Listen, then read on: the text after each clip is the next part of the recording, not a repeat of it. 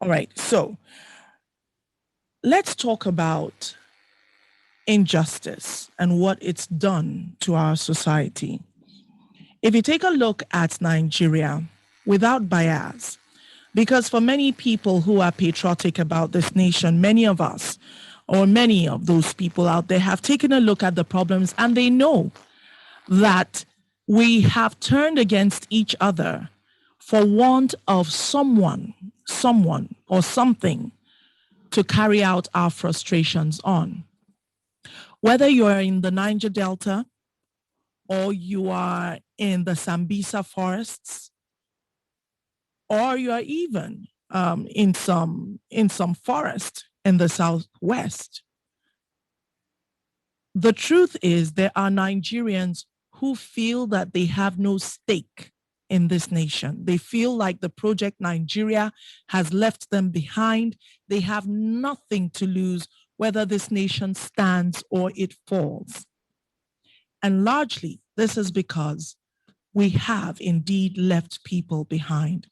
There are many people, many countries actually, that have done better as regards carrying their citizens along with them.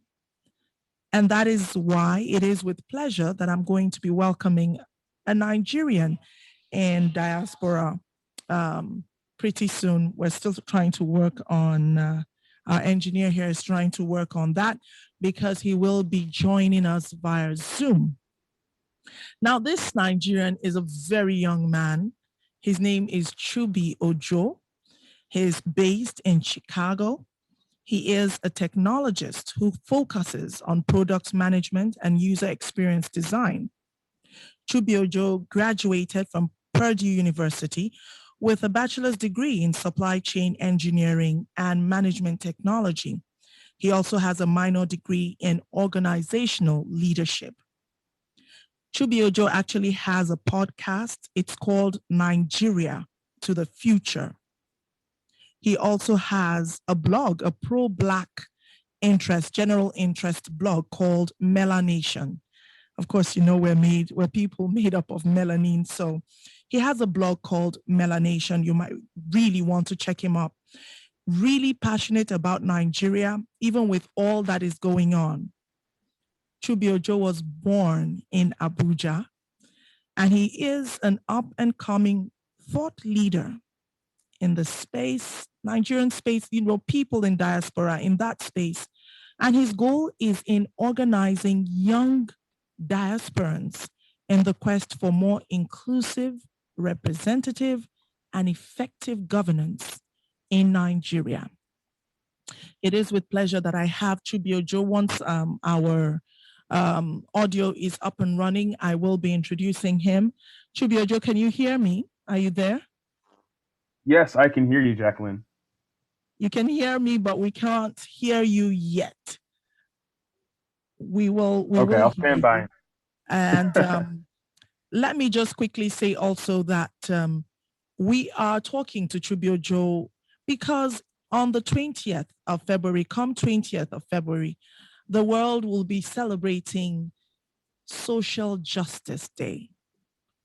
Nigeria needs for us to step up in that sphere, social justice, equity, if you like, for if not everyone, then almost everyone.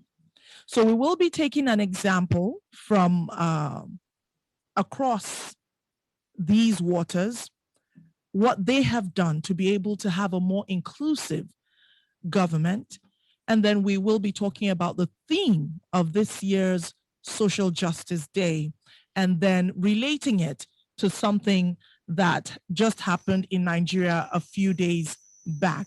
Chubi, can you hear me now? I can hear you, Jacqueline. Can you hear Fantastic. me? So I already introduced you to, yes, we can hear you now.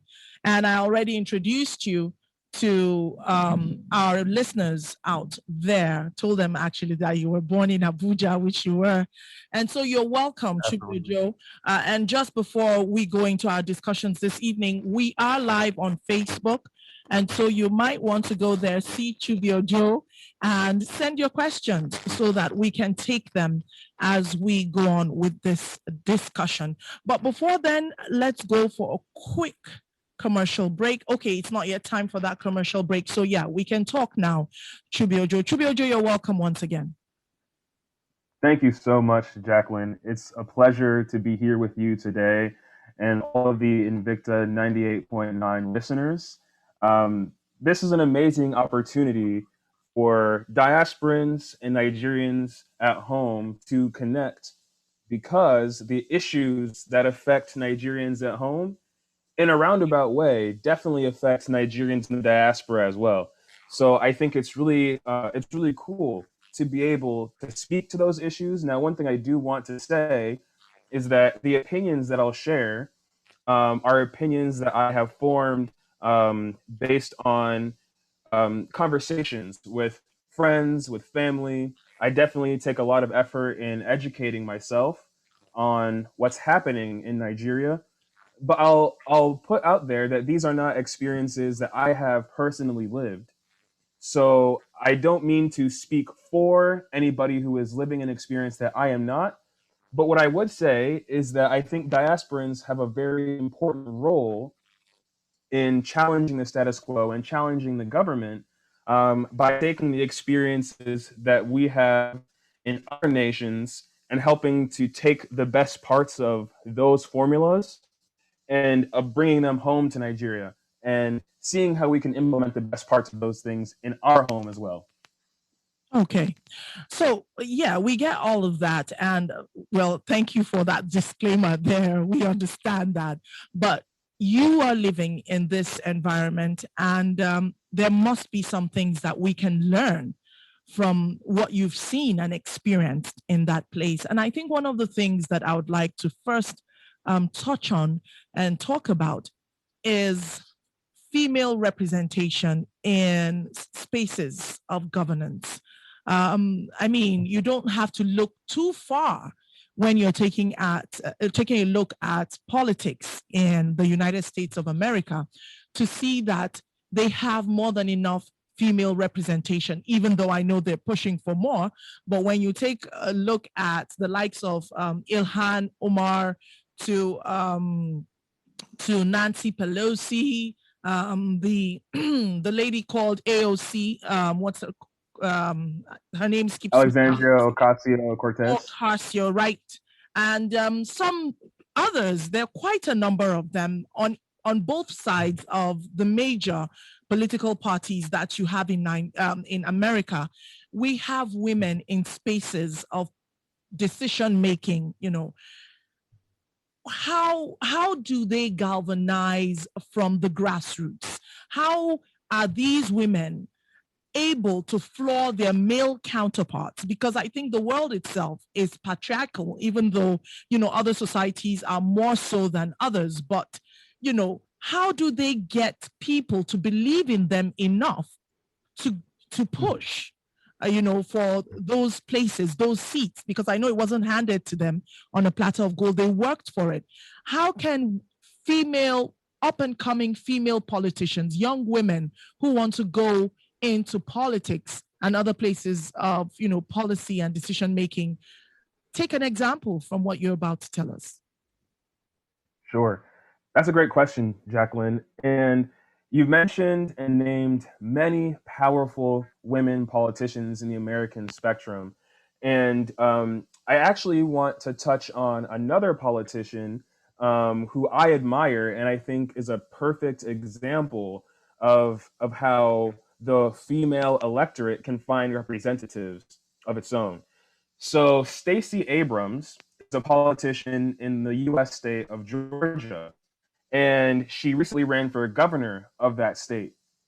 She wasn't elected to the governorship as there was some what I'll call electioneering kind of behind the scenes that I don't want to say robbed her of victory, but it was an 11th hour kind of supersession.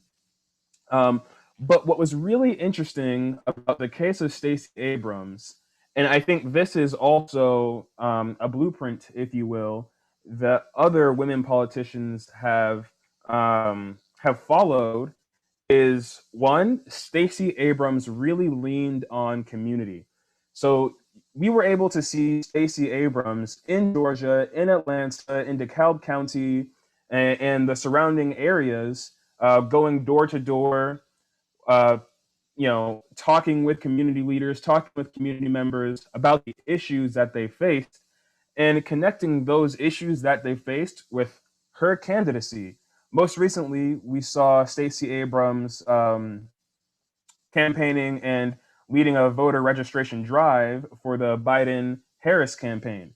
And he was very instrumental in Joe Biden winning the presidency. That's something that not everybody talks about. If it wasn't for Stacey Abrams, Donald Trump may have very well have won the presidency again. And I would just want to point out there that it really came down to Stacey Abrams being on the ground and doing the work. The second thing that I think really sets women leaders apart is empathy. I'll preface with empathy is a skill that is not inherently a female one. It's something that us men should practice more as well. But as you mentioned, the world being a patriarchal system, I think there are some things that women have maybe been forced to exemplify more, and empathy is one of those things. And in the case of Alexandria Ocasio-Cortez, her campaign was very much built on the fact that so many of us face common issues, namely resource redistribution and climate justice. Those are two issues that, when we think and talk about them empathetically, we find that so many of our communities, whether the communities are alike or not, suffer from the same issues and can support the same solutions. So I think it's really kind of getting to speaking towards those things and speaking towards solutions. Really sets some of the women politicians in America apart. And another women politician that I really want us to touch on as well is Kamala Harris. Kamala Harris is now the vice president of the United States of America. And Kamala Harris is somebody who I think her campaign was especially important because it shattered a glass ceiling. In the 250-year plus history of this country, there has never been a woman vice president, and certainly not a black woman vice president. But here, Kamala Harris was able to rise above those circumstances and really bring now a portion of what we'll call representational leadership to the highest rung of the executive branch. And so I think the lessons that I think other women who are listening to this might want to kind of take note of are, and this is something that I think I'll touch on kind of throughout the conversation, because I think it's very important to spurring on a change in good governance in Nigeria, but what I'll call grassroots organizing. So in the community, getting the community rallied around a certain issue or set of issues, and then organizing the community to speak with one voice towards the solution of that issue. So that's one. So grassroots organizing. Two is representation. And I think representation is so important because, when these, Kamala Harris said it best, and I'm paraphrasing, but she might be the first black woman vice president, but she won't be the last, and that to me speaks to the fact that when she undertook that campaign, she was thinking about future generations of women leaders who were coming after her. And she kind of drew courage from that experience and from that notion. And so that's another thing that I think women can definitely leverage as well, that there are so many supporters around you, whether it feels like it or not, be they women supporters or men supporters as well. Because, it's not only women who vote for Ocasio-Cortez, Stacey Abrams, Ilhan Omar, and the like. These are women who are strong women, powerful women, intelligent women, women who are empathy with integrity, and their campaigns showed that, and they earned the votes they got.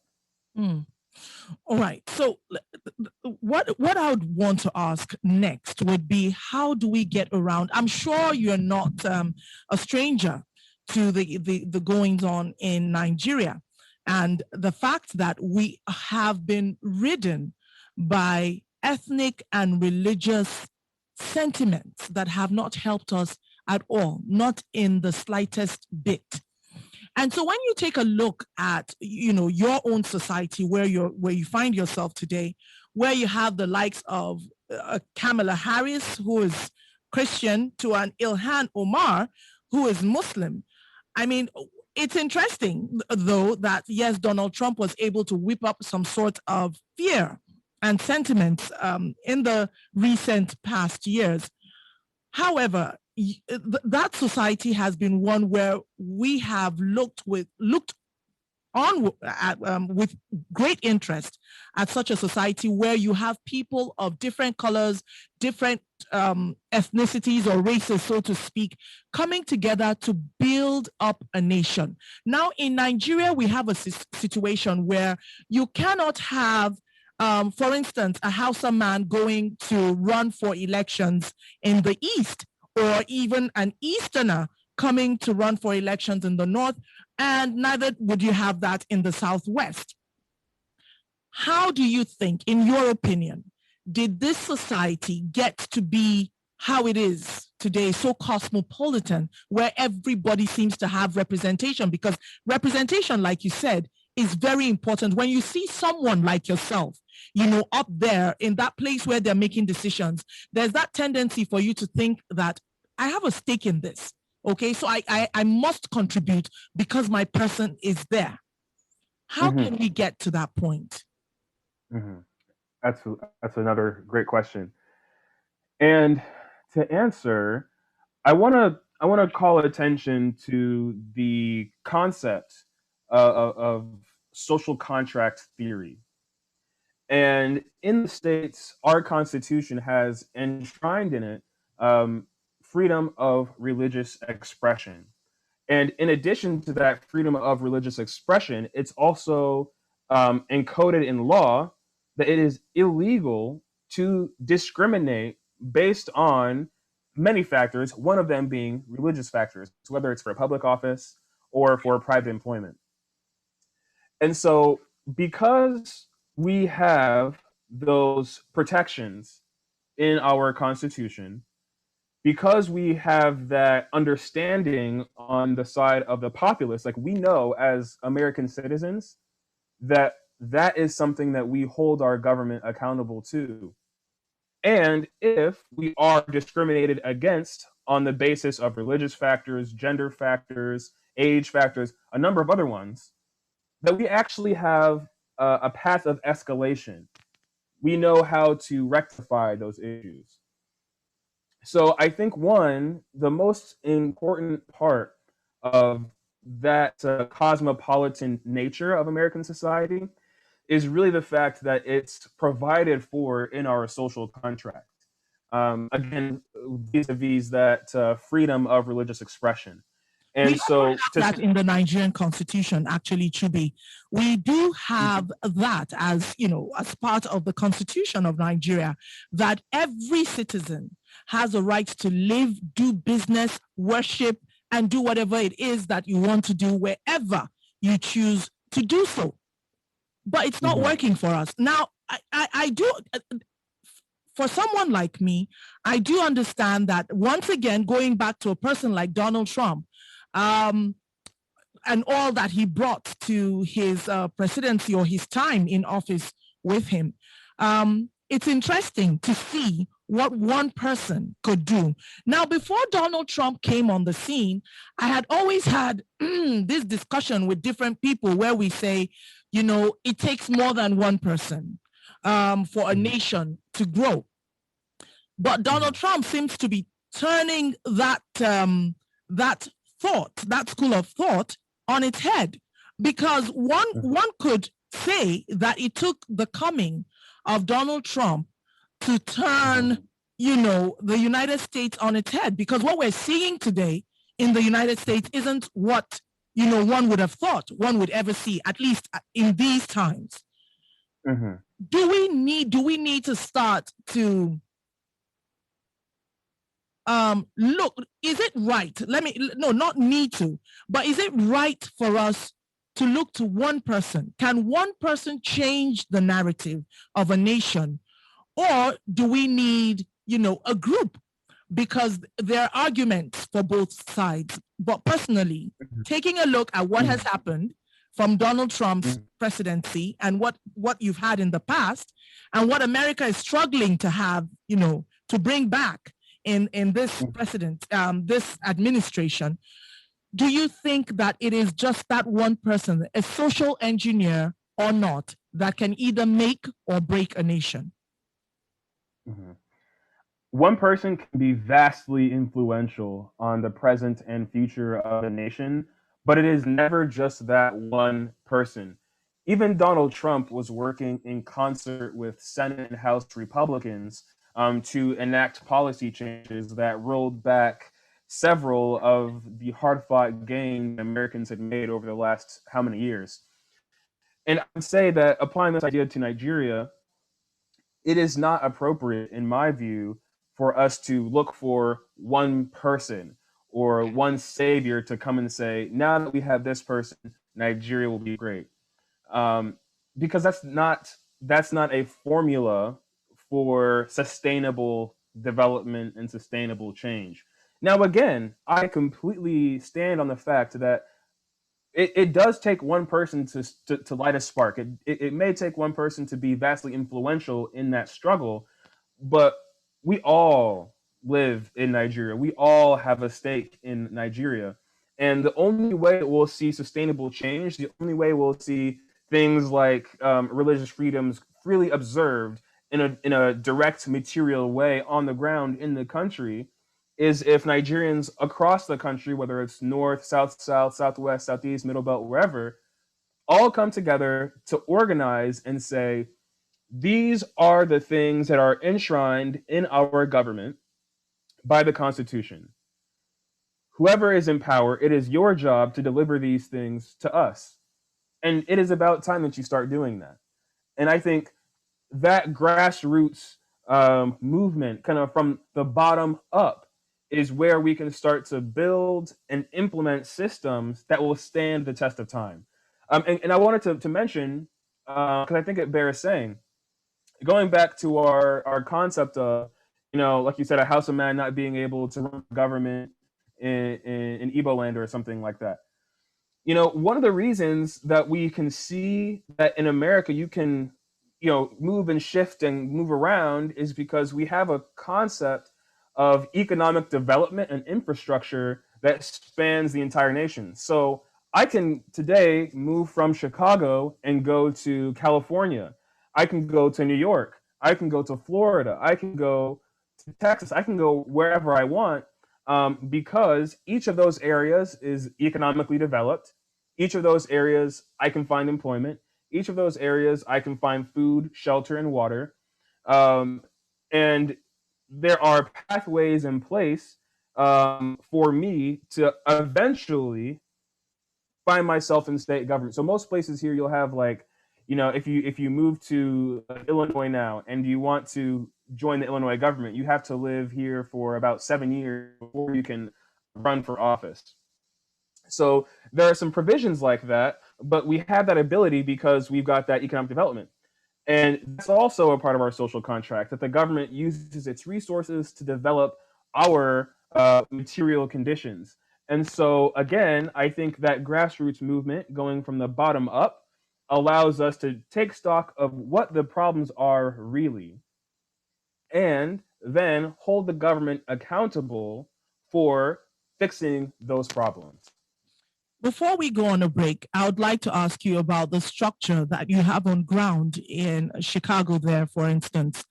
At the local level, who is in charge? I mean, talking about your suburb or, your county, tell us the hierarchy from bottom up. What do you have? What's obtainable? Sure. So Chicago is a bit unique. Because it's a very large city. So we have we call neighborhood governments that are headed up by what we call aldermen, and then the alderman will rise up into a city government, which that the next level up is the county government, and the next level above that is the state government, the state legislature. And so So it's really nice. the alderman who is the head of the neighborhood government is someone who lives in that area, right? Yes. Does he have another job, or does she have another job? I mean, could it be you, for instance? Like, you have your own job. Could you be the alderman of your neighborhood? I definitely could be the alderman of my neighborhood. They typically don't hold other employment. It is a full-time job to be an alderman. But I would also say that it's because again, Chicago is very unique. There's a lot of power in that particular role, but it's also very representative. So the reason why it's very important that an alderman lives in that neighborhood is because they are representing the people of that neighborhood, and they're representing the people of that neighborhood in the affairs of the city. So when the city of Chicago says this business will come in, or we want to issue a permit for this, or we want to demolish that, the aldermen then are involved in those decisions, and they'll say, the people of my neighborhood don't want that building, or whatever the case may be. They really advocate on behalf of the citizens of the neighborhood. Who are they, elected or nominated? They're elected officials. Elected officials recognized by government. Who pays them? Recognized by government? Yes, the government pays them. I'm not sure if their budget. I imagine it comes from the state government, but I'm not sure exactly what the breakdown is of where exactly their salaries come from. Okay, so but they're paid, and it's a full-time job, and then they take the issues of their individual neighborhoods to where now? To where do they sit? To the state government? Are they the ones who sit with the state government, or there was this other step that you mentioned? What did you mention? You said after alderman, then so then we have the county government, the council chairman, the county government. County government, okay. So then the county government, right? So the county government is it's a collection of different city governments, and they really adjudicate over issues such as utilities, roads. They have a different jurisdiction, and so the county government is not necessarily issuing laws per se, because that's left up to the state legislature. But then the county government definitely has say over like things like codes, like this building can be built here, it can't be built there. But the general laws that affect conduct and such definitely come down from the state legislature. And then from the county government, we go up to the state. We go up to the state government. Okay, so who takes charge of the homeless, for instance, in your neighborhood? Say you find people sleeping outside, without homes. Who naturally should, take charge of situations like that? Would it be the alderman or the county government? So that's a very good question. And I think that's a question that a lot of organizers are now posing to aldermen and other officials, because currently there is no government responsibility for houseless people in Chicago or also nationwide. What happens is that communities will actually band together in mutual aid to provide homes or warm spaces to homeless people to survive during the winter. I know in Chicago there are a number of homeless shelters that people can go to all times throughout the year to find shelter from the elements, but then also to find food, clothing, employment services, childcare, etc. So it's not government responsibility, which it should be in my view, but the community comes together to provide those services.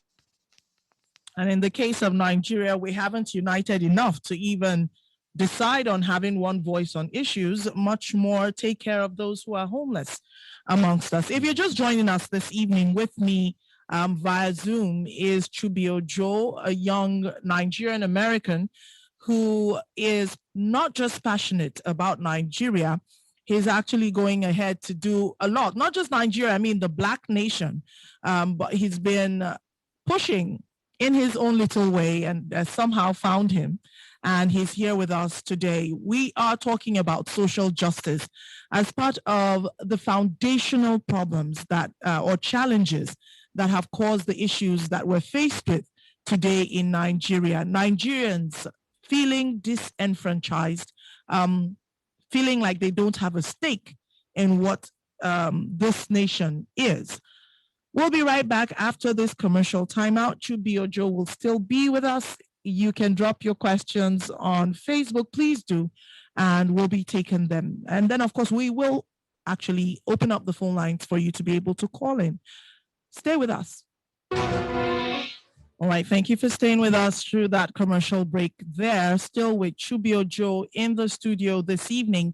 And like I said before we went on that break, Chubio Joe is a Nigerian American, and he born in Abuja. And he's passionate about not just Nigeria, but the Black race. He thinks that we're great people and we can do better.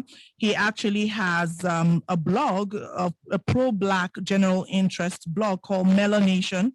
Well, he'll tell us what which hosting service he uses for that so that they can find you. And of course, has a podcast called Nigeria to the Future. Chubio Joe is based in Chicago. Chubio Joe, once again, thank you for staying with us. Jacqueline, thank you so much. It is my pleasure to be here. All right. So quickly, before we open up the phone lines, Chubio Joe, this year, 2021, the theme for this year's Social Justice Day is a call for social justice in the digital economy. Now, something interesting happened in Nigeria sometime last week when we had our government put a ban on activities, cryptocurrency activities in Nigeria. The government has said, well, from then became illegal to actually carry out such activities. We're talking about a nation where we have over 60% of 200 million people plus made up of young people. Of those 60% or more, we have more than half of them unemployed or into, personal businesses. And it was interesting for someone like me to find out that Nigeria is actually the second largest Bitcoin market in the whole world, second only to the United States. So this tells me that we have a lot of young people, finding some havens, a financial haven in the trading of Bitcoin. Now we have this activity becoming illegal as is right now. Is this good? The Nigerian government actually isn't, let me quickly mention, isn't the only government that has thought about doing this or has done this. As a matter of fact, while I was reading up on this, I realized that even India is planning on banning the cryptocurrency. And so this isn't unique to the Nigerian government. There are a lot of economic reasons why they say this has been done. But is it something that we should do for a nation like ours that is going through financial and economic challenges that we're going through right now? Is this smart? Is this a smart decision? And if not, or if so, which way forward? Mm-hmm. Jacqueline, it is not a smart decision. Indeed, it's a short-sighted decision. I will preface with the fact that cryptocurrencies have pros and they have cons, like anything else. One of the cons being that there is a lot of anonymity involved in the crypto market, and essentially those transactions are difficult to track. Of course, if the people who are trading don't want to be tracked. So from a government perspective, these cryptocurrencies can be used to fund illicit activities, and that might be a part of the reason that governments shy away from them. I'll also say, in that same breath, cash is also has a lot of those similar pros and cons. So I think when we really step back and think about it, the banning of cryptocurrencies really comes down to a repressive tactic. I want to talk about the Lekki Tollgate incident, and specifically the aftermath of that incident. It was so heartbreaking to see those events unfold, especially as a diasporan, because I was so far away. I felt there was so little I could do. I saw my brothers and my sisters crying in pain and bondage, being shot at by police, being brutalized by police, and here we were, an ocean away, and there wasn't much that we could materially do. But then enter Bitcoin and enter crypto. Because of cryptocurrencies, I also work with a nonprofit organization called New Wave Nigeria. And the New Wave team and I were able to help, along with many other diasporans, we're able to help raise. We raised over $1,000 in donations that we were able to then transfer over to Nigeria, in funds to help support the protesters. I also want to give a big shout out to Feyikemi Abudu, and the Feminist Coalition for distributing up to $350,000 in donations, and dispensing that to people who needed it. That speaks to the promise of Bitcoin. Bitcoin gives you the ability to transfer money quickly, to transfer money securely, to transfer money, and access that money quickly as well. And we were able to see that, like, we made transfers that were accessed that same day. They were buying people rice that same day, and water and those things that same day. And so in a situation in which otherwise we would be relatively helpless as friends to assist a cause that we care about deeply as well, Bitcoin gave us the way to do that. Now, I also want to say about Bitcoin, is Bitcoin is a growth market. It's, in my mind, a great place to save your money. Bitcoin yesterday, I think it was yesterday, hit a new price high of $52,000 for Bitcoin. I'm invested in Bitcoin myself, and I've seen a lot of growth. I'll just say a lot of growth in my portfolio in Bitcoin, even over the last year. And I think that as the cryptocurrencies continue to proliferate and indeed become more liquid, we'll see the value of Bitcoin rise higher and higher and higher. So I think, let me quickly ask you this then, because I'm glad you said, just like every other thing on earth, there are two faces or more to a situation. There are pros and cons. Now, you talked about the pro of, being able to access funds on time, that same day, the speed and probably even the exchange rates from Bitcoin to, I don't know how this works, but it worked for Nigerians in diaspora. But taking a look at what happened, after all of that, the events that happened after, the fact that even up till today, it's still a part of national discourse, whether or not people died, the massive destruction of Lagos State that took place at that time.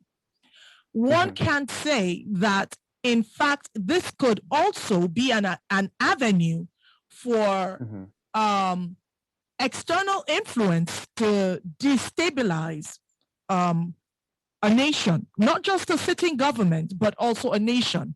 Because I think I make bold to say that the destruction that was wrought on Lagos State within the hours which the whole protest went south, I don't know if Lagos State can recover from that destruction within Governor Sanwo-Olu's time. It might be things that even the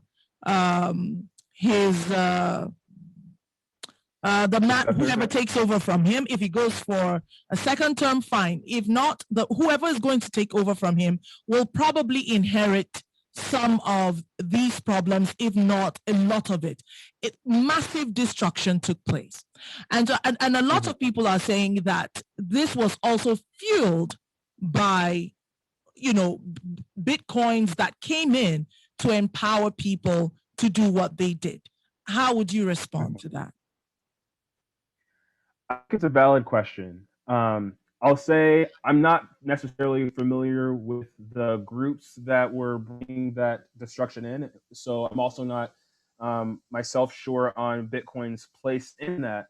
But I will definitely say, first and foremost, Bitcoin is a technology, and as a technology, it should be regulated, and it should be regulated so that it can offer public good. So those pros that we talked about of fast transfer, secure transfer, accessible transfer, etc., while mitigating the access that bad actors have to funds via Bitcoin. And you brought up a very good point, Jacqueline, that these funds, because they can be transferred in a dark way, that outside actors can then have some sort of untraceable influence. And so those are other things that the government needs to look at when writing regulation. But the fact remains that Bitcoin is a fantastic way for people to transfer wealth and to build it. So the regulation Chubi, how do you regulate something that is decentralized, not controlled by any government in the world? It's just there. I mean, it's just there. There are different types, and they're just there. There's no physical address. How do you regulate digital economy like that? And I think that's the question that the world is looking to as a whole, because essentially, crypto it's still a maturing market, and it hasn't broken onto that world stage of the next financial marketplace. So a lot of countries haven't really invested in the infrastructure to really make it a safe thing to for governments to be involved in from a regulation perspective. But the more the market grows from a consumer side, the more impetus world governments will have to regulate.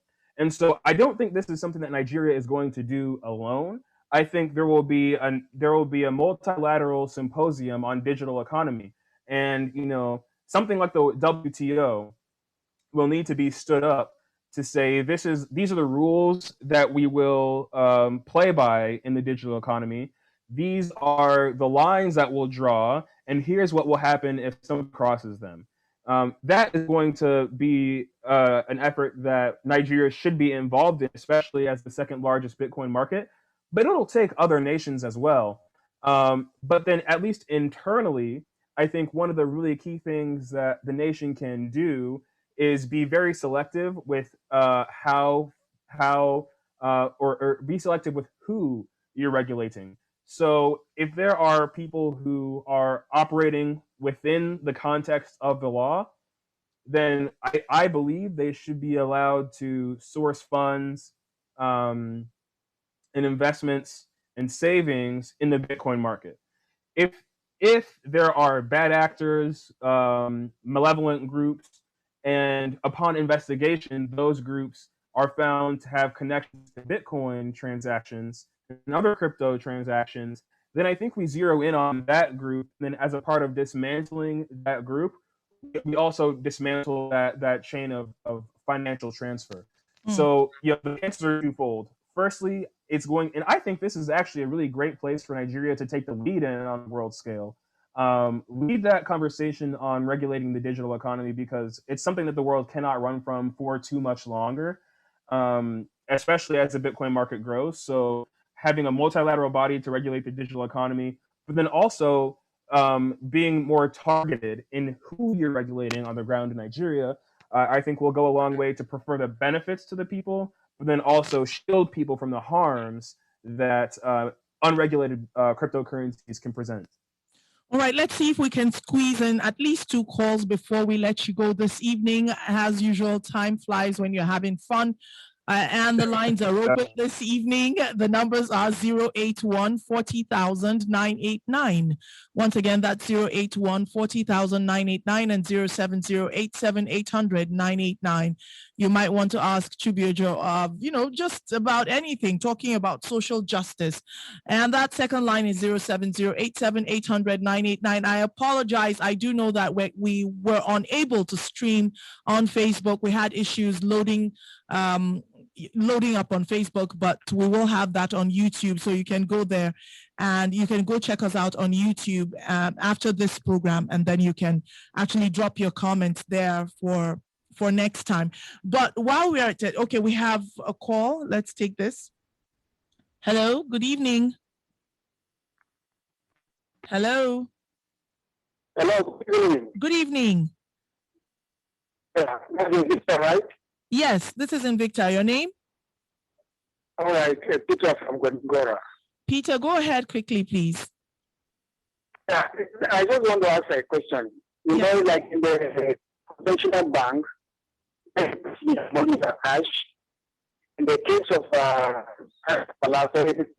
you fall back, there's somewhere you can get a return or something. You are so sure that your money will not just vanish. I don't know about this cryptocurrency we're seeing. Where is the fallback? What do you want to in case of such thing? Okay, that's a question that he wants answered. Bitcoin, by the way, is his question was, where do you go? Like, if you're interested in the Bitcoin thing, where do you go? I don't even know if that's a question we should be answering right now, seeing as how the government is saying no to activities like this for now. I mean, it's illegal. The government has said, stop those activities for now. So I don't know if we want to talk about that. But just before you go, Chubiojo, talking about children and education in the United States, it's still another pillar of social justice, the right to education, at least basic education. Before you go, quickly in 1 minute, talk to us about free education in your state. I don't know if that's what is obtainable in other states, but in your state, what's education like? What part of that is government's responsibility? So that's a very good question, and there is no free education program federally. So usually what will happen in our state is schools are funded by property taxes. So you live in an area, and the tax that you pay on your house goes to funding the school system. But then there are other things that you would pay, such as meal fees, book fees, enrollment fees, etc. And that kind of constitutes the pay package for enrollment in a school. But the school system, in terms of what it's like, you have your general, your kinder care period. So when children are about five or six, usually five, go to kindergarten, and then you go through a K through 12 system that really is in the same region that you get different levels. So you go from primary school to secondary school within the same school system. You learn a curriculum that is based on something that is approved by the Federal Board of Education, and then also kind of bubbling down to the State Board of Education. There are certain standards that the State Board of Education says, okay, every student who lives in this area has to learn this or has to be tested to these standards. And so the education becomes kind of uniform at least not in terms of quality, but in terms of offering. What we see So in the space is, how do you have a unified, say for instance, a grade 7 pupil in California? How do you ensure that they are on the same level, or at least almost the same level with a grade level 7 student in Chicago, for instance? So there's currently no assurance of that, and there's not a federal program to enforce that. We do have standardized testing, but standardized testing is more so a program, and there's a program, No Student, No Child Left Behind, and those programs kind of come together to offer federal assistance to schools based on student performance. But there's no program that says, okay, somebody in California will be able to test at the same level in different subjects as somebody in Indiana or in Illinois or wherever the case may be. And that's also because schools very much so come down to the actual management of the school itself on the ground comes down to city governments. And then city governments textbooks are not the same, curriculum isn't the same. No. I wish we could talk more about this. Hopefully we'll have you back. Chibuojo, thank you so much for being with us this evening. We have to go at this time. Thank you so much. Definitely. Thank you to the Invicta listeners, and thank you to you, Jacqueline. It's been a pleasure, and I hope to be back soon. I indeed hope to have you back soon to talk more, especially about the education thing. Thank you so much, Chibuojo. Chibuojo is a Nigerian American. He is in the state of Chicago, and he's been here with us talking about social justice and how we can do better. It always pays to be objective with the way you look at things, because sometimes you find you're doing well in some areas and in some others you are not. Until next week, let us continue to talk. Let's have those discussions. Nigeria is ours. It's a project that we must work on together in peace. Stay victorious.